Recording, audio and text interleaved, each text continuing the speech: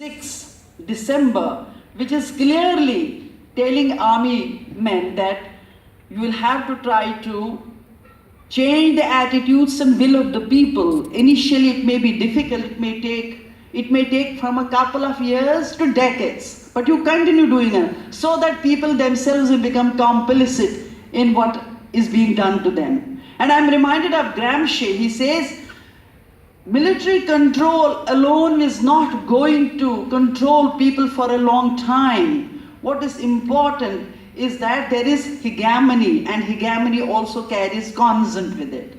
What he means by that, there is a penetration of the ideology of the society, state within each and every institution, so that it becomes so pervasive that you cannot come out of it, it becomes part of your own life. And I can understand it, how this consent of people, I mean, whether they are not conscious that they are consent. You see, all these democratic institutions have been seeped with this state ideology in such a way that you cannot escape it, that people don't know what to believe, because most of the language which they use actually entails the state ideology. And whether it is the integral part, whether it is separatist, whether it is terrorist, all these terms belong to that state ideology, and by recurrently using them in their discourses through media and through their own statements, they are normalizing all, as Manisha was saying, they are actually socially constructing all these terms so that they replace the genuine historical facts and become part of public consciousness. That is the problem. And what else has Delhi done apart from militarization of the entire society? What is the other thing they have tried to do in order to silence Kashmiris and subdue them? That is mystification of Kashmir conflict. And what do I mean by mystification of conflict? Securitized Kashmir is a security problem. We have to put in more and more forces. And then it's a law and order, which I ironically call it is lava and order, O-D-O-U-R. Law and order, lava and order. They are always scared that lava will come out of the rot they have been nourishing in our society. Lava will come out, and then there will be sting. They can't stand it. This public law and order is basically lava and order, which they are scared of, and that's why they are creating more and more checkpoints, more and more encounter killings, more and more disappearances. How they are doing it? Because previous speakers have already talked about these laws, whether it is the Internal Security Act, National Security Act, TADA, POTA, all these Public Safety Act, APSA, the mother of all. What are they? They are nothing but legalized illegalities. I call it legalized illegalities because they call them, as Manisha was saying, that don't believe that rule of law is always good for us. Because if this law regulates your life, what is this law? This is legalized illegality. Legalized illegality is what is actually controlling Kashmir today. Whether it is in terms of forces, whether it is in terms of agencies, whether in terms of laws, whether in terms of all kinds of penetration they have made in Kashmir society. Therefore, mystification, give it any name other than what it is. The whatness of what means what Kashmir question is, what Kashmiris are asking, that is obfuscated, that is nullified, that is put behind the, under the carpet. But they say, what are they saying? Park trained terrorists, park mercenaries, stone throwers, mercenaries, algawadis, ugarwadis, all kinds of wadis. This is how they are framing Kashmiris.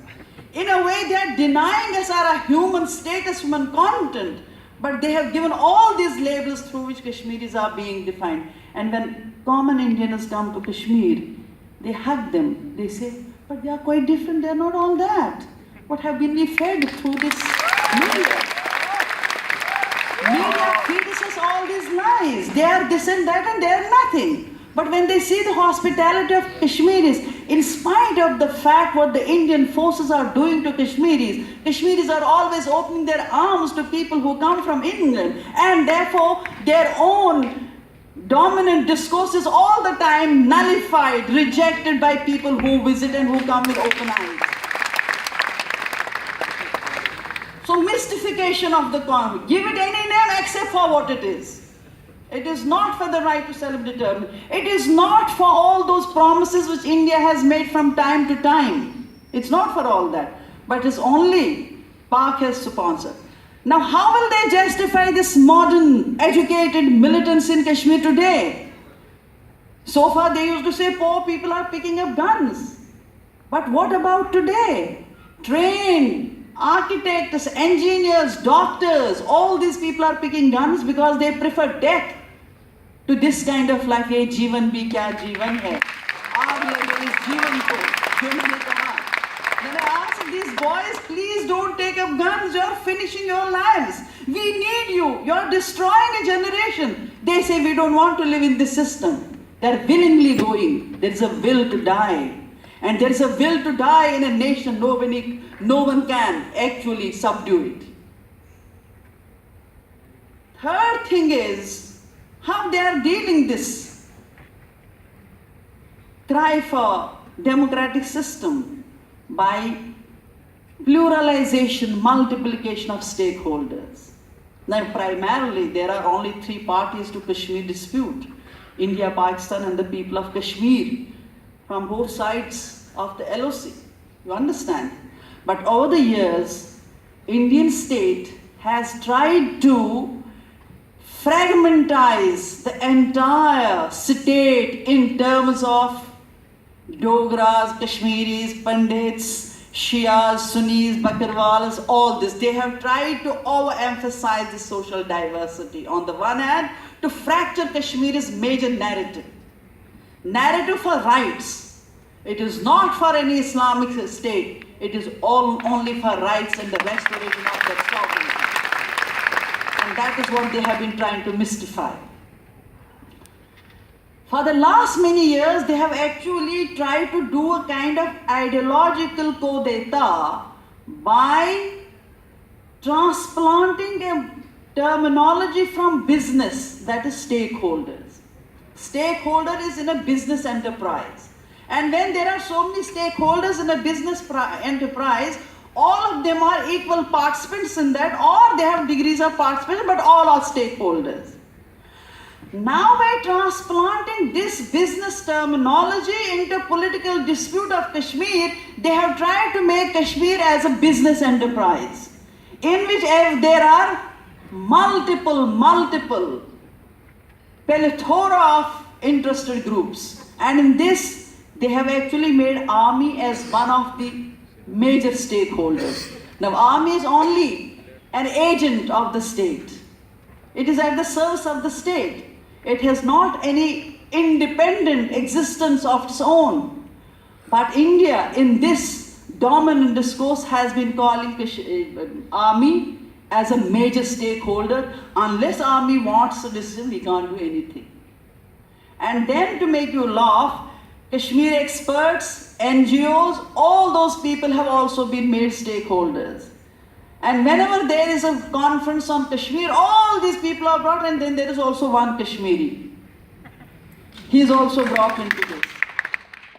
Because there are so many stakeholders. Pandits form only 1.5% of Kashmir population, and they are major stakeholders. In any conference, you will have 10 Pandits and you will have one Muslim. This is how they are topsy-turvying the basic democratic principles. That's why I say one way of churning their democracy, their democratic faces, to create as many stakeholders as possible, so that Kashmir has to be fragmentized and divided into slices and pieces which are to be given to all these stakeholders. And that is why Panam Kashmir has already carved out part of Kashmir as a separate, and they are also trying to make, this government has a plan to make a separate road to Pahalgam. and carve out that area totally as a, last time in 2008, they had already, government had allotted them land also, over which there was that agitation, and ultimately they had to rescind that order, but that is intact. They have already made this route, and that route will go directly to that area. They are in a way trying to carve out that area out of Kashmir. That's what I mean by saying multiplication of stakeholders, one way of showing the democratic face of India. Another is this fraudulent elections, and most of the Kashmiris who know what kind of elections are fought, how they are manipulated by IB, how they are dividing seats among these people, and how it is the government is actually made in Delhi, and that is actually imposed on Kashmir, because it is nothing but an extension of Delhi government. Extension in the sense they are puppets of Delhi government. They have no existence of their own. I have been calling it is the prostitution of democracy, to use that harsh word. And once you have this assembly is nothing more than an extended municipal corporation so far as the interests of Kashmiris are concerned. But it's a very potent force when Delhi has to get those laws passed which are disempowering Kashmiris. You should know that. It's not always an impotent assembly. It is very potent when they have to get certain laws passed through this assembly. But so far as Kashmiri's empowerment is concerned, it is nothing more than an extended municipal corporation. I'm quickly going over things because the time is less. Yet another is, I told you, this linguistic imperialism. All those terms are used which are just the opposite of what the real thing is. That's why I say they tell Indian public Kashmir is an integral part, in spite of the fact we have never been given that right to exercise our right, whether we want to be part of India or Pakistan or independent. Hence the question of separation does not arise. We are not separate, we have never been part of India. It has already been. And that may take me to Article 370. Because there is a public misperception about Article 370 which has been created by BJP over the years. And what is that public misperception? That Article 370 is a temporary and therefore could easily be removed. We know what successive governments in Delhi have done to Article 370 under the garb of presidential ordinances. They always, so far as 370 is concerned, that any law could be extended to Kashmir with the concurrence of Constituent Assembly. That Constituent Assembly has ceased to be. And on their own arbitrarily they said, now it is the government of the day. And the government of the day is already there made. And therefore whatever they ask them to do, they do. As I said, it's an extended arm, it's a puppet. It is a puppetry government, which is always taking dictates from Delhi. And therefore there is no genuine democracy anywhere. So what happens when Maharaja entered into this kind of reluctant relationship with India in 1947 October, reluctantly because he wanted to have a standstill agreement with both India and Pakistan. Pakistan agreed, India did not, till it manipulated instrument of accession. When this king had already left Kashmir, he was in Bombay at that time under popular revolt, he had already left. But king enters into this relationship as a sovereign. He was not subservient at that time, he was not part of India. He was Kashmir was one of the princely states, one of the 4 princely states who were given a choice to accede to either of the domains on the basis of the majority religion of those states. Whereas in Hyderabad, king was Muslim and the subjects were Hindus. And king wanted to be part of Kashmir, but Indians say you can't, no, because of the logic of partition is that you can't. By the logic they have kept there. But once it comes to Kashmir, they entered into agreement with king, whereas 80% population was Muslim.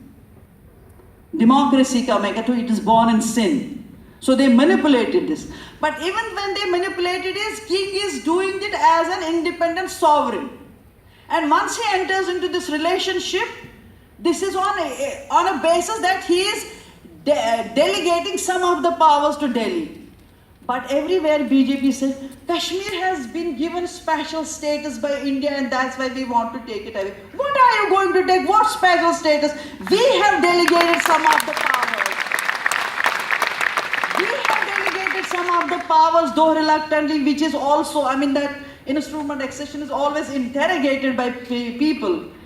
But even if we take it as a honest, true document, like Governor General at that time has said in case of dispute, it is to be referred back to people. And then you have your resolutions also. Therefore, India has not given any special status to Kashmir. In fact, Kashmiris have parted with some of the powers which they have given to Delhi at that time. And therefore, take it out of your mind that we have given Kashmiris a special status. And then the word temporary was kept along with this article that once the issue is resolved, it will go out of Indian constitution. That is why it was temporary. BJP is interpreting, I call it hermeneutic violence. Violence of interpretation, they are doing it. So they say it is a temporary and therefore we can remove it at any time. Temporary means the soon to be resolved dispute will end this Article 370. It is in that sense temporary. Because this was kept as a safeguard. When Indian constitution was made, Nehru called Sheikh Abdullah that how shall we define our relationship with us? So Sheikh Abdullah at that time wrote the articles which we have given to you in instrument of accession, those should be reflected and nothing else. Because it is temporary, it is conditional. And it can remain there only till the dispute is resolved. So it is temporary in that sense. Because I wanted to tell it to the Indian public that India has not given us any special status which other states can also ask. In fact, they have taken power from us, they have taken our sovereignty, and our whole struggle is for the restoration of that sovereignty which they have taken us. Yet another way they have tried to deal with this is marginalization of this resistance, marginalization of dissent. अरे main stream Kashmir की है हमारे साथ. These are few ये misled people by Pakistan who are actually asking for something. These are few people. ये कुछ गुमराह लोग हैं जो ये सब बातें करते हैं. Over the years, for the last 20 years, I have been saying mainstream of Kashmir is resistance to this democracy and to this law. But media is also compromised. Media uses the terminology of the state. They are making current the terminology of the state because it has a cognitive value. It is replacing the real knowledge from your minds and replacing it with falsehood. But media, even Kashmiri media is at the, some of it is also at the, or even if they are not, but imperceptibly, unwittingly, they are using the terminology which suits the state discourse. And therefore they are using all these terms with the after state discourse, which is actually falsifying the reality, falsifying the facts. I could go on and on, I think it's time, but I will end by Iqbal Ahmed. You know who is Iqbal Ahmed? He was a very great political scientist of Pakistan. He said Kashmir, he said certain things, but before that, Kashmir's desire to chart a future without line of control mandates a new political imaginary that transcends national and constitutional legalese and a conservative geopolitics that has imprisoned a people's imagination within the bordered, militarized and nuclear version of the nation state. Kashmiri sentiments and aspirations plead for a political imagination that sheds obsolete hierarchical forms of the nation and thinks of justice, reconciliation and selfhood. Such an imagination means that India and Pakistan relinquish their military and nuclear rivalry that has proved politically divisive, economically ruinous, and historically and ethically barren. Iqbal Ahmed's eloquent words are worth quoting. He says, "To become prosperous and normal peoples, we must make peace. where there is hostility. Build bridges where there are chasms. Heal where there are wounds. Feed where there is hunger. Prosper where there is poverty. Kashmir is the finest place to start, and not merely because it is the core of the Indo-Pak conflict. Our histories, cultures, and religions have converged in Kashmir. Our rivers begin there, mountains meet there, and our dreams rest there. Once, this is unquote, once Kashmiris secure justice and dignity they so richly deserve, India and Pakistan can emerge from their mutual abyss of violence to chart a new future as modern states with interlinked cultures and communities. Only a restored Kashmir to its pristine glory can in turn restore a subcontinent torn by war, militarized borders, nuclear weapons, and a 7-decade-long line of control. And Kashmiris will then, in the words of Aga Shahid, truly pronounce that blessed word. Truly pronounce that blessed word for the first time, which is nothing but Azadi. Thank you very much.